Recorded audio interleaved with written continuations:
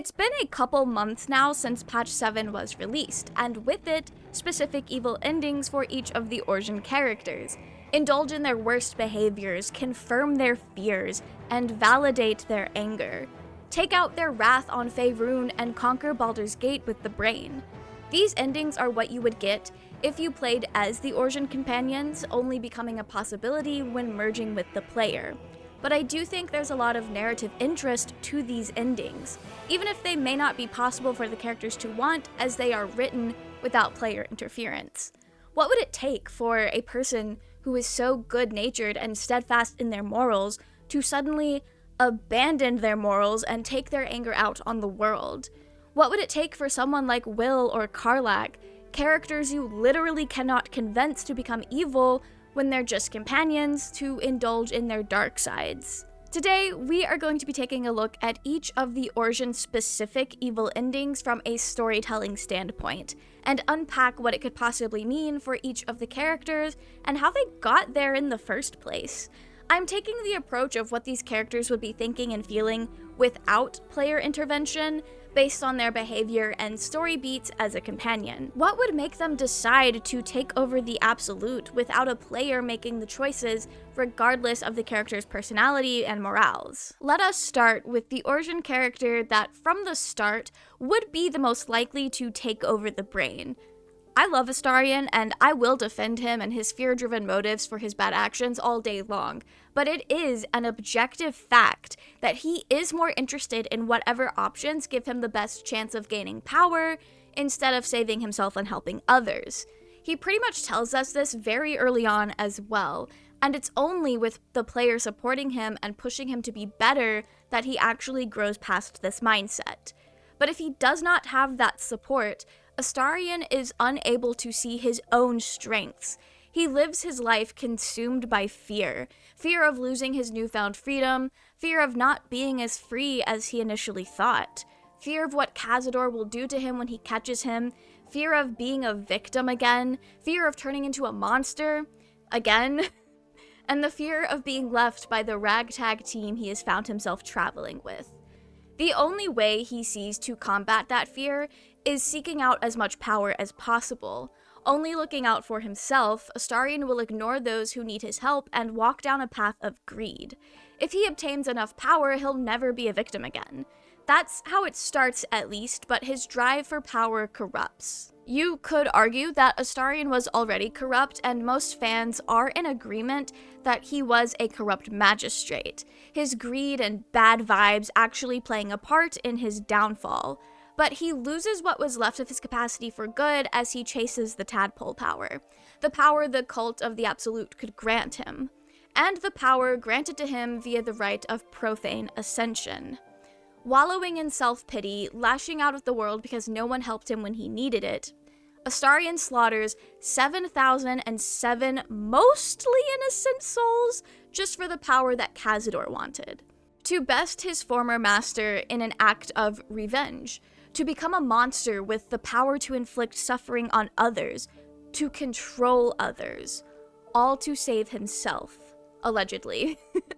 Becoming a vampire ascendant marks a turn in Astarion's demeanor, his goals, and how he wishes to interact with the world. Unable to be satisfied with the power he already has, Astarion starts to fantasize about taking over the entire city, maybe eventually the rest of Faerûn. Gaining a foothold on politics, raising an undead army, and flexing the powers that are granted to him now that he's the most powerful vampire to ever walk the plane. So when faced with the choice to let the brain die, or betray whoever became a mind flayer to help stop this whole thing in the first place, and take the brain for himself, it's a pretty easy choice for Astarion to make. With the citizens of Baldur's Gate infected with tadpoles and the overwhelming power of the Nether Brain, Astarion would be unstoppable. He'd be like a god. How could he possibly pass that up? It is worth noting that if you play as Tav or Dirge, Ascended Astarion is fully in support of the player taking over the brain, with the two of you taking over the world together, if you're romancing him at least. He doesn't seem to mind sharing power with the player or using the player to gain more power for himself, and If you're romancing him, you're also turned into his spawn, so he effectively controls you as well. He's very pro taking over the brain. That's why I think the decision to do this for himself is an easy one. At this point, he's proven he'll do anything, sacrifice anything, for just a taste of power and a sense of control. So he slaughters the Mind Flayer on his side and steals the stones for himself, inflicting his will onto the Netherbrain and becoming the new ruler. Baldur's Gate is his, and soon the world will fall to their knees to worship him. Flexing his new, truer power, Astarion floats down to the city and inflicts his will, commanding everyone to kneel. And he has a choice to make. Does he wish to rule or end everything? Or will he stand in judgment over others, hold their lives in his hands?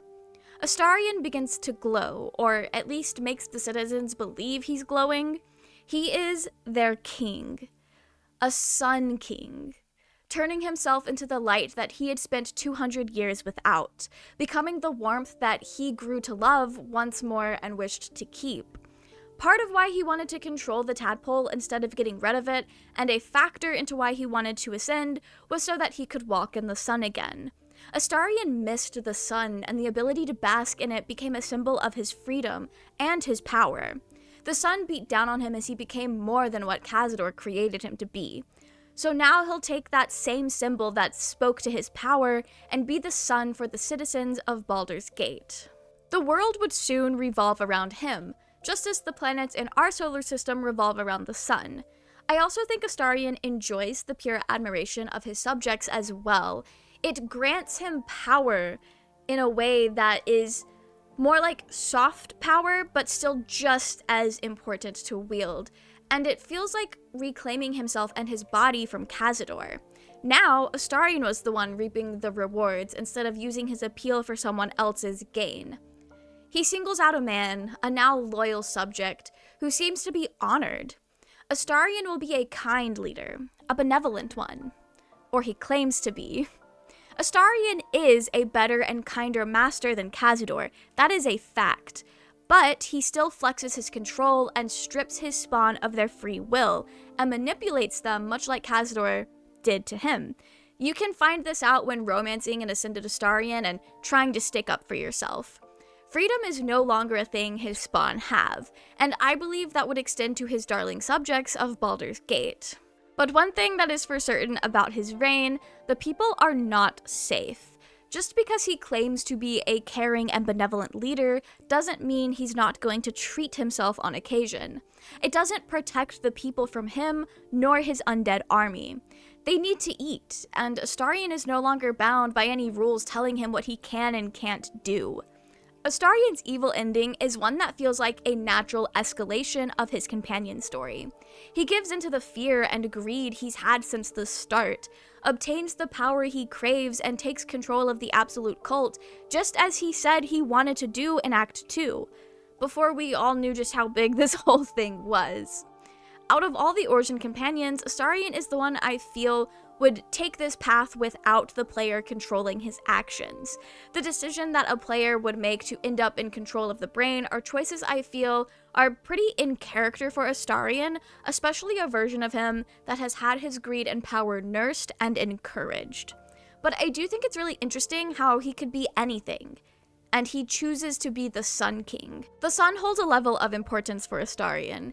It's a symbol of what he lost when he became a vampire slave for Cazador, and the darkness he was doomed to became a symbol of his slavery, his suffering, and his weaknesses. One thing Astarion struggles with when you don't ascend him is the fact that once this is all over, he will be cast back into the shadows, unable to join you or his other new friends in the daylight. While an unascended Astarion grows accustomed to this and begins to find the joy in his predicament, he still wants to regain his ability to walk in the sun again if possible. It's important to him, and I get it. Sunlight is crucial in maintaining balance. One of the biggest components of seasonal depression in the real world is a lack of sunlight as the days grow shorter in the winter. We need sunlight, and Astarion has gone so long without it. Sunlight, and in turn the sun, become kind of symbolic to him. But becoming the Sun King also positions himself as important to the people of Baldur's Gate, making him something they feel they can't live without, becoming the sole source of light in a dark and scary world. Never mind the fact he is also the one that made the world dark and scary. Gale Decarios is a man that strives for the peaceful solution at all times, and without much player intervention, he is more than willing to resign himself to detonating the bomb in his chest for Mystra's forgiveness. However, once he realizes godhood may be a possible outcome for him with the Crown of Karsus, he's all too quick to forego Mystra's forgiveness and strive to become something more.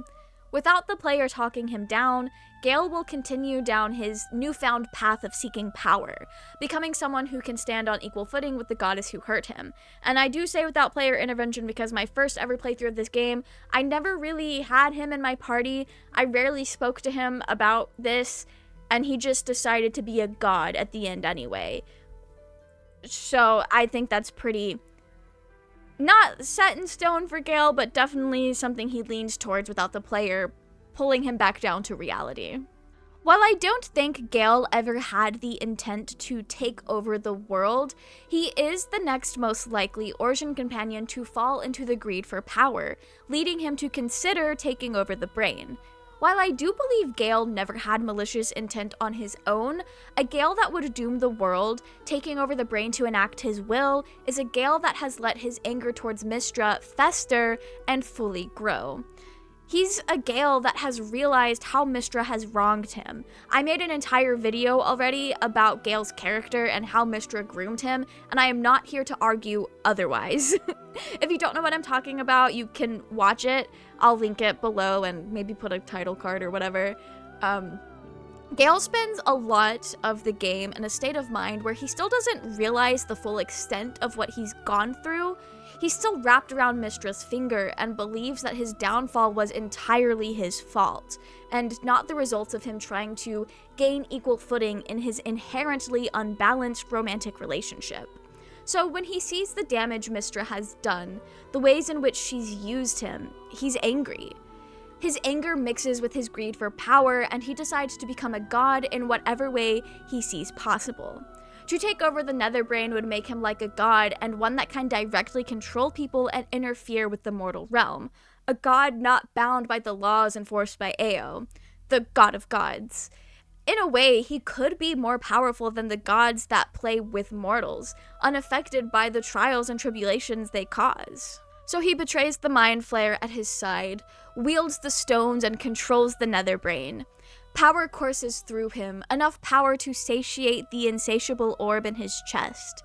He's got so much power that it makes the magic granted him by Mystra seem like child's play. Gale saved the world. Gale foiled the plot of the Dead 3. While Gale may have failed to do the actual good thing in the end, he was never a man with malicious intent, at least towards those who have not wronged him. Gale is the one who saved these people, and he will not return them to the heavens' faltering stewardship. He has experienced firsthand just how flawed the gods are. He knows intimately the ways in which gods abuse their power and lose touch with the realities of being a human being, a person at the end of the day. Gale's character-specific choice of what to do with his power is the choice to wage war on the heavens. He's defeated one god already. How hard could it really be? He will set the people free once and for all. Gale opens a portal and finally takes off his earring with Mystra's symbol on it, symbolizing his own disdain towards the goddess. He's not hers anymore, and he casts her to the side. He does not need her. Gale empowers or maybe controls the people, kindling their rage or having them share in his own, and they cast Mystra aside, toppling her statue. Gale intends to take this rage and topple the heavens, and Mystra is first on his list. Gale, fully giving in to his anger and despair, has decided to make this the god's problem. After everything Mystra has put him through, after everything she's been allowed to do with her loyal believers, she will pay. The system in place will pay. Gale and the people who follow him will no longer be bound by the merciless gods. Not sure if they would succeed in all of this, and I don't know enough about D&D god lore to say one way or the other, but that doesn't change the message. That doesn't change what this says about Gale. His evil ending is the ultimate revenge fantasy against an authority figure who abused their power. And you know what? Good for him, I guess.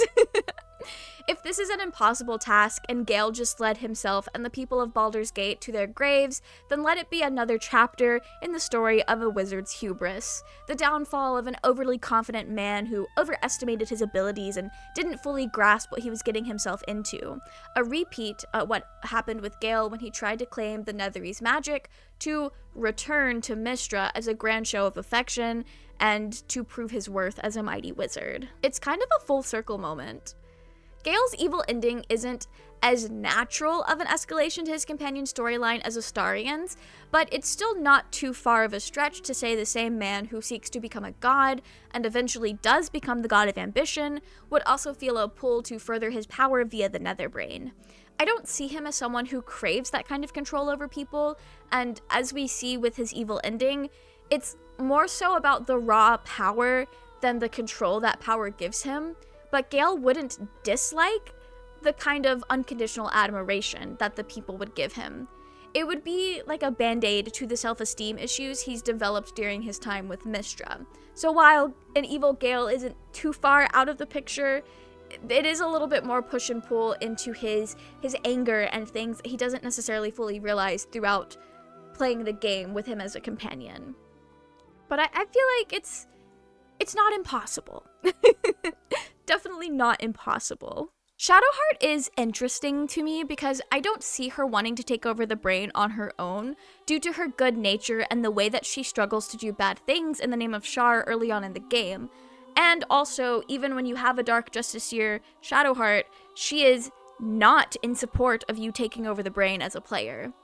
But at the same time, it is easy for me to see why she would choose to screw everyone over in the end. I will say, I've not actually played this ending, and as far as I can tell, Dark Justiciar Shadowheart and Saloon Shadowheart have the same outcome when taking over the brain, and I don't think sacrificing her own morals in the name of Shar would lead her to the path of taking over the brain. As a companion, as I said just a minute ago, no matter what path you take her down, Shadowheart opposes you taking over the brain. Instead, she aims to stop the Grand Design and save her city, for herself, her home, and her goddess. Regardless of what path Shadowheart walks, a Shadowheart who would take over the brain comes to the same conclusion. She spent her whole life a pawn in a petty fight between two goddesses. Pushed and pulled between light and darkness, her entire life turned upside down just so Shar could get one over on Saloon. The gods being petty effectively ruined her life. Shar stole her from Saloon, kidnapped her and her family, brainwashed and manipulated her most of her life. Saloon didn't help when she needed her most, and I understand that gods in D&D can't interfere too much, and Saloon likely couldn't have done anything, but that still leaves Shadowheart feeling abandoned by the goddess she was raised to worship. As Shadowheart fights her way back to Baldur's Gate, she's faced with the truth of what has happened to her and what happened to her parents. And regardless of which goddess she chooses to honor, Shadowheart is faced with the choice of killing her parents to save herself, or staying stuck in Shar's angry grasp for the rest of her life. Being controlled the way Shadowheart has spent her life is enough to fill anyone with resentment, anger for the religious system and the god it represents, despair for the life she should have had. Shadowheart has every right to be filled with rage.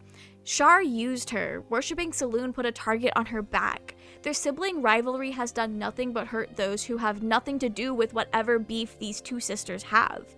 Shadowheart's whole mission was either serving Shar or saving her parents from Shar, both of which begin to feel pointless after everything she's learned and done. So when faced with the choice to betray the Mind Flayer at her side and take over the Netherbrain, the power is tempting. She could become like a god herself, and surely she would do a better job than Shar, maybe even a better job than Saloon. So she takes the power. Wielding the stones, Shadowheart inflicts her will. I see this as an act of selfish anger, a decision she makes that seems out of character but is motivated by the pain she's felt at the hands of Shar. This is her way of claiming her power back for herself, and even helping the people of Baldur's Gate in the process. Shadowheart floats down to the masses she now controls, free from the chains of her faith that once binded her. Shadowheart doesn't wish to bow to anyone, but it'd feel nice to have people bow to her for once. She can choose between darkness or light, but in the end, it's a stupid choice. Shar and Seluna's war only weakens their power and their people. Light and darkness go hand in hand, and Shadowheart can be a better, stronger goddess than the two that can't stop fighting. She'll create a new church in her image, built upon the blood of the faithless. I do think it's notable that regardless of what path Shadowheart chooses, in this ending both Sharan and Selûnite worshippers are slain, a show to each goddess that Shadowheart does not respect them, and that she will rise above, a retaliation against the two goddesses that have impacted her life the most. The undying love of her new followers makes Shadowheart feel whole. A Shadowheart who would take over the brain is a broken person, looking to feel something. Shar never loved her, and she doesn't remember anyone who ever has loved her. I don't think this would be a motivation for Shadowheart, but an unexpected boon. Something she didn't realize she needed because as far as she can remember, she's never known differently. Shadowheart knows she's given up memories to Shar. She knows that she has gaps, and while I think that does bother her a bit, she's made peace with it to some degree. That's just how it is to worship Shar, so it's not something she dwells on until she rebels against Shar. A Dark Justiciar Shadowheart likely wouldn't even start to think about this until she takes over the brain. This makes the love of her new followers feel special in a way. It awakens something in her and soothes the part of her that she knew was missing something. Building her own church also gives Shadowheart a purpose that she may feel she lacked after betraying Shar, especially if she ended up killing her parents like they wanted her to for her own freedom. Left with nothing and no direction, Shadowheart wonders, hoping Selûne will pick her up, but feeling nothing other than vague familiarity. Shadowheart desires purpose, love, and to take back her own life. A Shadowheart that would damn the world to do this is also full of anger and desires some form of revenge. She'll abandon her own morals if it means becoming a force to stomp out Shar and Selûne. Maybe not literally, but the two goddesses won't hold foot in Shadowheart's domain if she keeps slaughtering their followers. That's how she'll use the power of the Absolute, and it makes sense. I don't think she'll ever do this organically on her own without being pushed that far into her anger and resentment, but it's not something that feels so out of character from how she's written initially. It's just one of those things where it's like, yeah, if there's a million universes out there, there's got to be at least a few where this happens. It's not as organic as Astarion or even Gale's, but it is something that I can see the motivation and I can understand how Shadowheart could come to these conclusions, how she could revel in her negative emotions and how that could overcome her and drive her to be selfish for once in her life, at least as far as she can remember. So that's what she's doing with the brain, and you know what? Good for her. Lae'zel is someone that I cannot see taking over the brain at all, but that's not because of her steadfast morality. I do think she's a good person, all things considered. However, she's also been raised to hate anything illithid. She's entirely against utilizing the tadpole powers and never once supports the player entertaining anything related to indulging in the illithid powers at their disposal. It goes without saying she would be against taking over the brain and not actually stopping the Mind Flayer invasion. Defeating Mind Flayers is kind of something she was raised to do. So what would it take for her to let all of that go and claim the power for herself? One thing of note, with a lot of the other companions, the narrator talks about the power and how it felt after taking over the brain. But with Lae'zel, it's specifically authority, which you could argue is the same thing, but power and authority are they often go hand in hand, but I feel like they're very different. Lae'zel is already sure of her power, of her raw strength. It's not power that she craved. She yearned to rise in ranks and gain authority in Githyanki culture, so it makes sense that she would be drawn to the authority of basically sitting at the head of the absolute. A Lae'zel who would take over the brain is a jaded Lae'zel, one who has seen Vlaakith's lies and refuses to bow. As a companion, Lae'zel will grow to see how Vlaakith has wronged her, used her, and failed to see her worth. Without player intervention, Lae'zel turns her back on her queen. She's learned too much, and she cannot continue to serve Vlaakith. The Undying Queen does not deserve her loyalty. It's with this betrayal and anger towards Vlaakith that Lae'zel makes her choice. Lae'zel doesn't have an evil story route as a companion. She doesn't abandon her morals or learn to embrace them. Her story is purely about unlearning the propaganda she was taught and standing up for herself against a fraudulent queen. Her evil or bad ending is just her dying, pretty much. So, evil Lae'zel is not something that you can really see. She can be a companion on an evil route, but I think that says less about her morality and more about how she was raised to see people that are not Githyanki as not really worth worrying about. So when you slaughter the tieflings, she doesn't care. Anyway, a Lae'zel that stoops to the evil of taking over the brain, enslaving the people of Baldur's Gate, is a Lae'zel that feels she is owed a level of authority. A Lae'zel that knows her worth and is willing to do whatever it takes to make others see it too. A Lae'zel that is following in Vlaakith's footsteps, maybe, taking control of a people for her own vanity. Lae'zel slaughters the Mind Flayer at her side, a task all too natural, and she takes the stones for herself, commanding the brain and claiming its power. Lae'zel's main goal is to free her people from Vlaakith's tyranny. This is an aspect of her character that does not change. With the power of numbers and the Netherbrain on her side, Lae'zel knows what she must do. Vlaakith's days are numbered. Lae'zel is taking the fight to a new battlefield, and she knows that the Absolute is a useful tool that shouldn't be tossed to the side. The narrator talks about how a good Githyanki knows all of these things, and it rationalizes these evil actions and makes them sound like something Lae'zel is doing for the greater good. And I think that is very vital to an evil Lae'zel, because as she is written without player interference, she has no desire to be evil, and I think having her rationalize these kind of objectively bad things that she's doing and rationalize her working with basically a Mind Flayer invasion is how she gets herself on board with taking over the brain. Riding a red dragon, Lae'zel aims to go home, as any good Githyanki would fight to do. In Lae'zel's mind, she's not doing anything wrong, she's just doing what a good Githyanki would do. Loyalty is nothing if that loyalty was built on lies, and it is Lae'zel's duty to take down the fraud that is Vlaakith. This is how she is framing it all in her mind, and it's also a little bit of the ends justify the means. If she can take down Vlaakith, someone who deservedly needs to be taken down, then, like, what's the harm in enslaving some people and taking over another brain and doing all that murky business?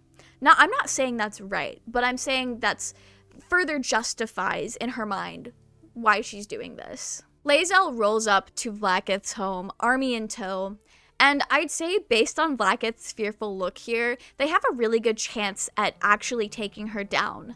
Also, Vlaakith isn't a real god or anything, so it's a lot more possible than Gale's revenge fantasy. Lae'zel intends to replace Vlaakith, to become the next queen, indulging in that authority she feels entitled to. She believes she'd make a better leader to her people, and maybe she is right. But this is an evil ending, so who knows what truly lays in her heart after everything she has done. And I also want to say, when I say Lae'zel feels entitled to these things, I don't think that Lae'zel, as written as a companion, feels entitled to these things, but whatever version of Lae'zel it would take to stoop as low as to taking over the brain feels entitled to these things. It's important to me that you guys know what I mean when I say that. Lae'zel's evil ending is a combination of Gale's revenge fantasy and Shadowheart's becoming a better option than those who wronged me ending. Lae'zel stands up for herself. She stands up for Faerun, and she takes the people to slaughter the one who used her, with the intent of replacing Vlaakith as the new queen over the Githyanki. She seeks the power and authority, but it feels more like a person standing up against their abuser, and then saying, damn, if I want something done right, I gotta do it myself. But I do believe it was intended to show her giving into the greed and corruption of power, since that is the core theme of this game, and most of these evil endings, pretty much all of them, kind of feed into that in a way. As a companion, Karlach is totally good aligned. She's not afraid to hurt and kill others, but only those that deserve it. Those who have harmed and endangered others. Karlach is steadfast in her morals, and not even 10 years in Avernus, where she was a war machine for Zariel against her will, could convince her to give into despair and hatred. Karlach strives to see the good in the world, and she strives to do her best. She is also only one of 2 Orsian companions that refuse to stick around on an evil playthrough, turning against you for slaughtering the innocent tieflings in the grove, as she should. So how does a character like that, a character who stands up for those in need and does what she can to help, end up damning the world in the end? Karlach has a lot to be angry about in a world that has repeatedly wronged her. A lifetime of mistreatment, her heart betrayed and quite literally stolen. Karlach is a person who has had her autonomy and humanity forcibly taken from her. This is also the root cause of her anger, and believe me, she is angry, even as a companion. Even in her most optimistic moments, she's still seething. It's the same hurt that has people saying things like, I hope your abuser dies. However, a Karlach that's willing to become the absolute is a Karlach that has reveled in this feeling and extended it past Gortash and Zariel.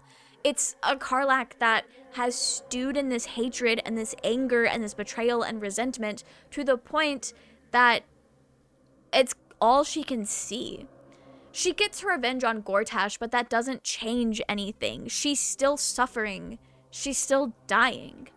Karlach is still angry. Maybe Gortash was just the most recent betrayal in a lifetime of suffering. Maybe Karlach has more resentment than she realized. Baldur's Gate 3 is a game that is set in a world where fantasy racism is rampant, more so than other fantasy games, I have been told. While the game itself treats tieflings with respect and like normal people, not all characters within grant tieflings that same humanity. I can't speak on the exact intricacies of what experiencing racism is like, nor do I have some special insight to share on how that can affect a person, but Karlach's evil ending seems to at least touch on the hurt caused from experiencing racism her whole life. She spent her time in Baldur's Gate being the subject of suspicious glances, being treated like something to be afraid of due to the fact that she's a tiefling.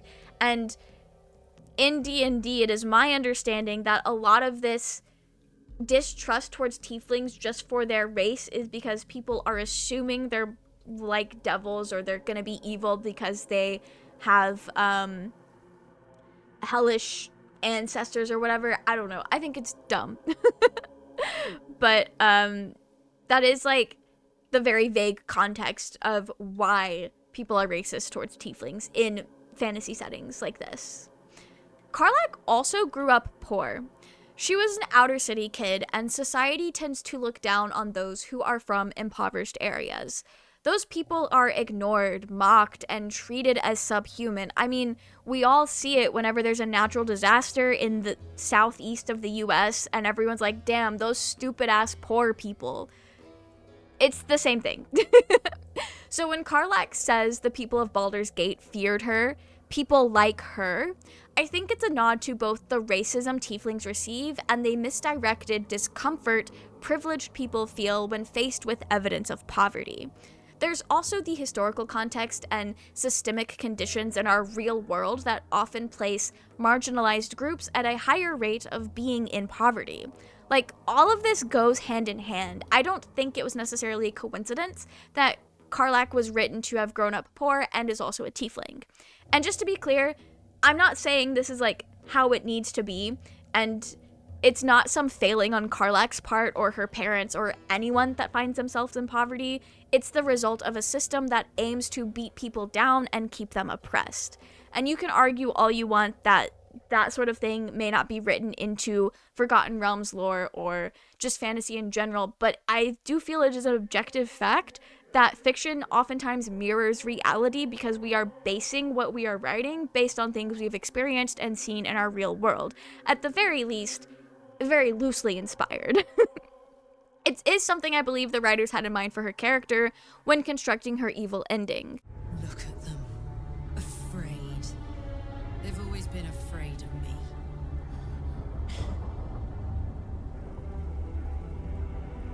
You made Gortash your savior. He'd keep you safe, wouldn't he? Safe from people like me. Well, guess what, Baldur's Gate? You can't pick which parts of you to keep. Everything you reject will come back stronger. A Karlach that would take over the brain is a Karlach who has had enough. If the people are going to treat her like a monster, then she'll become a monster. It's what they deserve. Society did not treat Karlach like a person. The people she trusted did not respect her autonomy, and she was reduced to nothing more than a weapon. So when she's given the power to lash out, she gives in to all of her anger, all of her resentment, and she takes it out on the citizens of Baldur's Gate. Betraying the Mind Flayer at her side and taking the Netherstones gives Karlach the power to decide her own fate. For once. To not be at the hands of another.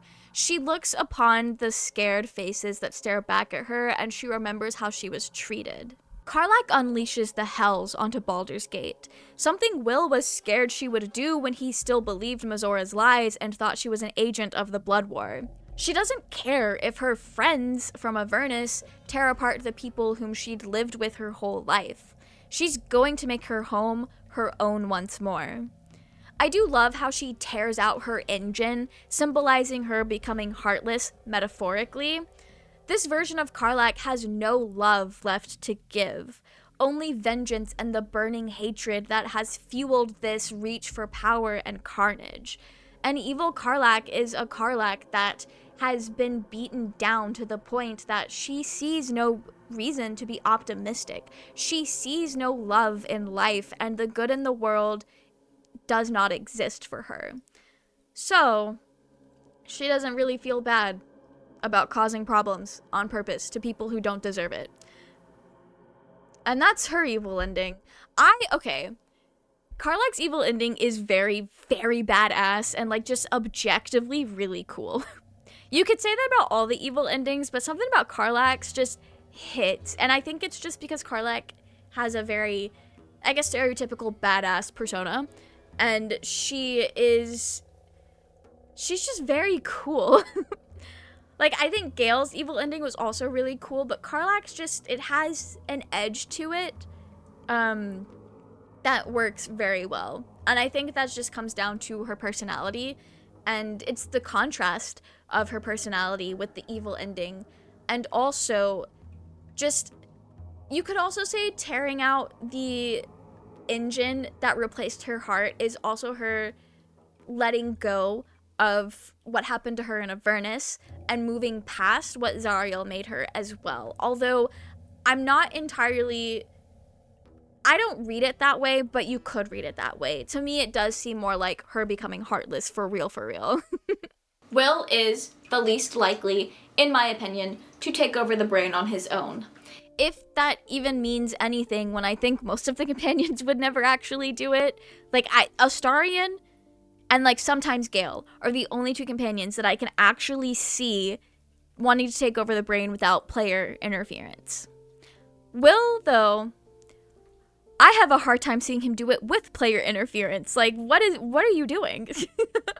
Wyll is a hero through and through. Good-natured, big-hearted, and valiant. Wyll fights monsters, defends people in need, and isn't satisfied helping people by just being a good politician. He enjoys protecting people and helping people more directly. He's a very hands-on kind of person, which is why I feel like his bad ending is just him becoming the next Archduke. While it's not a bad thing, and I'm sure he would be great at it, it's not where his heart lies. He would rather be making a difference in everyday lives by saving people from monsters, pretty much. And like Karlach, Wyll refuses to compromise his morals just for the player. He leaves your party to help the tieflings if you decide to betray the grove. He is impossible to have on your side if you play an evil run. Impossible without exploiting bugs, that is. So how does the epitome of a hero end up becoming a villain? Wyll has the most intriguing path to evil out of all the Origin companions, because I feel like it takes a lot more work to get there than any other companion. And it's also probably allows for the most creative freedom when it comes to like a player coming up for why you might be doing these things. I've also heard people say if you're gonna play Evil Origin, Wyll is probably the most fun to play Evil Origin. But without player interference at all, a Wyll who would forego helping others and start acting selfishly is a Wyll who has lost hope in becoming a hero. How he gets here is up to you. Perhaps he slayed Karlach for Mizora, only to realize that he was misled. We know Mizora likes to push his buttons. We see Wyll struggle with his duty and his guilt when he starts to realize Karlach isn't a monster like he was told. Him taking over the brain is just the world's most extreme crash out after being manipulated into killing an innocent person. Or perhaps Wyll felt the full weight of his self-sacrificing behavior. Giving himself up on a platter in the name of protecting others can only carry him so far. A person only has so much that they can give. I do think Wyll turning evil is the hardest to believe as he is written in the full game, but I am aware of the fact that he was initially written to be more morally gray, which is fascinating, and maybe you could borrow from his early access version to inform how you think he would become evil. The version of Wyll that we got in full release, I think with the right set of tragedy and the wrong state of mind, could snap. He's already been through so much, cast out by his own father, and is constantly manipulated by a Cambion who treats him like nothing more than a pet. That's enough to drive anybody crazy. It's understandable if Wyll did have some repressed resentment bubbling up inside of him that becomes too much to ignore, sending him down a path of taking it out on others and doing something for himself for once. Except an evil Wyll takes it to the extreme. The theme of seeking power is written into Wyll's evil ending, and seeking political power is the closest thing that Ray of Sunshine has to a bad end. But we all know the song and dance of it not being fleshed out and actually explored for his character. Wyll's companion story feels like it's just an outline of ideas presented to us as if it's the final product. It's up to us to fill in the rest. When the player chooses to sacrifice Wyll's dad for his freedom, the player also has the opportunity to push Wyll to claim the power that is owed to him. Aim to take his father's place as the Archduke. It has an air of entitlement and sacrificing others for his own gain that feels a bit more evil-coded to me. It's this line of thought I believe an evil Wyll would also take on his own. After everything he's been through, after he gave up his soul to save the city from Tiamat cultists when he was only 17, it's time Baldur's Gate showed him some respect. After learning to put himself first and losing his ability to care for others, Wyll finds himself in a position where he's betraying the Mind Flayer at his side and taking the Netherstones for himself, claiming the power of the Absolute and wielding it for his gain. He floats down to the citizens of Baldur's Gate, people he'd once worried only respected him because of who his father is, but he's past that now. Wyll knows that the only thing that really matters is that the people actually bow before him. The reason why is for lesser men to worry about. He'll take what he can get. If his father is still alive, Wyll looks upon him with disdain. An older Ravenguard is the first to start the gruesome transformation of becoming a Mind Flayer. It's Wyll's final act of revenge upon the man who cast him out and failed to be a father, I understand that technically Older Ravengard was doing what he thought was best to protect his city, putting his duty as an archduke over his duty of a father. And I don't think that's right, but I understand that does not necessarily make him a terrible person. But none of that nuance matters to Wyll at this point. Following Older Ravengard, Wyll commands the transformations of the citizens, turning Baldur's Gate essentially into a Mind Flayer colony. One day, there will be peace. But first is the Blade. His evil ending to me does not necessarily make much sense for his character. Every other companion has an evil ending that feels like a somewhat possible outcome to their story arcs. This could be due to the way Wyll's character writing doesn't really hold up to the rest of the companions, because I do think, while he is the least likely to go down this path, there would have still been a way to make it make sense without the player controlling his actions and placing their own narrative onto it. But also the whole idea of Wyll taking over in his father's place as Archduke is something that is just sprung on you at the very last minute with no build-up, no inclination of Wyll maybe even wanting to do this. Like, it's literally never a thing until it is a thing. And, like, obviously that's how it works sometimes, but it's not well implemented in the story anyway. So having that be, like, a jumping off point for his evil ending is just kind of like, okay, I guess, sure. Don't know how we got here, but we're here. I feel like an evil Wyll ending should have focused more on getting revenge on Mizora for toying with him, perhaps chasing the line of command all the way to Zariel or beyond, chasing down everyone that could remotely be responsible for his downfall.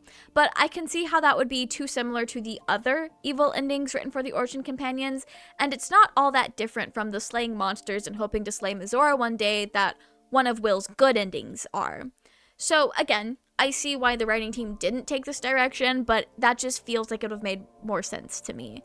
But also, an evil Wyll might be more willing to work with Mizora and use her for the power that she grants him, and along the way, lose whatever reservation he may have of working with devils, doing the devil's dirty work. And I do know, at one point in time, it was written into his character that he and Mizora had somewhat of an intimate relationship, and maybe an evil Wyll might just be into that? I don't know. I really don't know. You could see it that way if you wanted to. I know a lot of people like Mizora and would like to see it that way, especially if they're playing as Wyll. Because then at that point, that's not Mizora romancing Wyll, that's Mizora romancing the character. So, like, good for you, I guess.